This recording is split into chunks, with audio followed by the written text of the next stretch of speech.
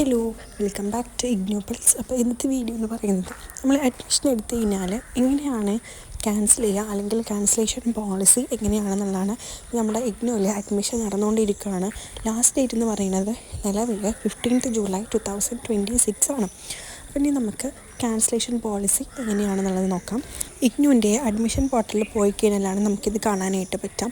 അപ്പം ഇവിടെ പറയുന്നുണ്ട് രജിസ്ട്രേഷൻ ഫീ എന്നുള്ളത് നോൺ റീഫണ്ടബിൾ ആണ്. അതായത് നമ്മൾ ഏത് കോഴ്സ് എടുക്കുമ്പോഴും അതിന് കൂടെ രജിസ്ട്രേഷൻ ഫീ എന്ന് പറഞ്ഞിട്ട് 200 എങ്ങാണ്ട് കൊടുക്കും.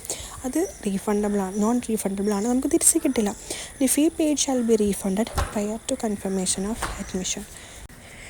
ഇനി നമ്മളെ അഡ്മിഷൻ കൺഫേം ആയതിനു ശേഷമാണെന്നുണ്ടെങ്കിൽ നമ്മുടെ ഫീൻ്റെ 15%, അതായത് സബ്ജക്റ്റ് ടു സീലിംഗ് ഓഫ് ₹2000 എന്തായിരിക്കും, അത് നമുക്ക് തിരിച്ച് കിട്ടില്ല.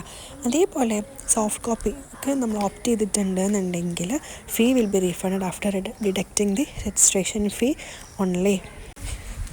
ഇനി ഒരു എക്സംഷൻ അവൈൽ ചെയ്തിട്ടുള്ള ഒരു സ്റ്റുഡൻറ്റ് അവർ രജിസ്ട്രേഷൻ ഫീയും ഡെവലപ്മെൻറ്റ് ഫീയും മാത്രമാണ് അടച്ചിട്ടുള്ളതെന്നുണ്ടെങ്കിൽ ഡെവലപ്മെൻറ്റ് ഫീ റീഫണ്ട് കിട്ടും, പക്ഷേ രജിസ്ട്രേഷൻ ഫീ എന്ത് ചെയ്യില്ല, റീഫണ്ട് കിട്ടില്ല.